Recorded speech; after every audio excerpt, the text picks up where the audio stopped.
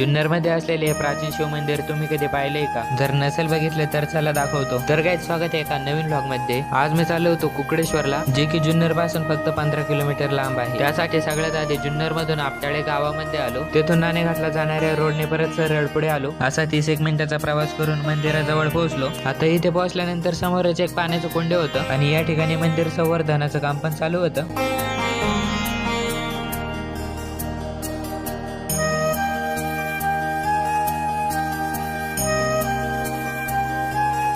मंदिर समोरून दिसायला काय असं दिसतं आणि हे पूर्ण मंदिर दगडांच्या मदतीनेच बनवले आहे.